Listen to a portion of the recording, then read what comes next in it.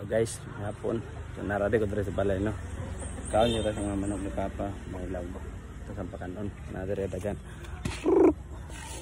Pakanon dyan nato gadget.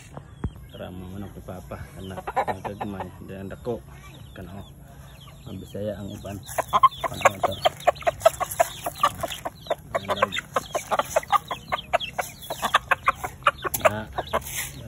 Daghan na sila, no? Kinakaya dito po sa luyo. Dapat dari sa luyo po guys, luyo sa mambalay. Dari pa kanon po na to. Wala pa po may nakapanilig kasi ilong da. Sige lang. Kanon sa nata guys ha. Magandaghan po ng mga manok ni Papa Dagko po na dari sa luyo. Tara. Oy! Tara tik tik tik tik. Tik tik tik tik. Tara guys, so mga manok ni Papa Dagko, mga Bisaya oh, good may. Sana pa isa.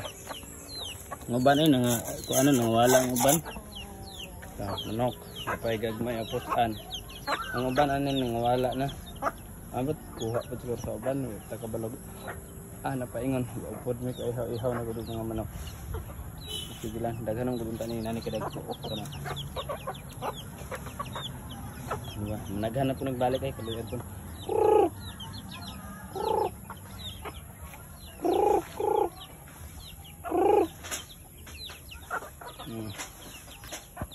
Then nani gid pud kabibo guys, basta na mo yung mga binuhi bitaw, hinikpan or mga binuhian nga mga manok. Bibo yung kayo kay nagi manultol pangayo og pagkaon. Ana ba ko tugod dagang nga mangayo kay inid ka alas 4 alas 5 ani. Magtuktugaok naman din na sila. Samot ni kabuntag daghan magsaba ba dili bitaw mingaw. Samot nasa po nga province life gid kay samo naman sa probinsya gid bukid ba. Dapit. Man makabuhi gid pud mga manok or baboy nana ba, no? Kay natay matiman nanam gid kita buhi gid, di ba? Nana ra kadali pa kanon ng mga manok guys. Igar na sa biyagan nimo silang pagkaon. Ano day na kay sila may tuhik ra man sila ana. Napaghaman to pagkaon guys, paimnon lang day na panog tubig.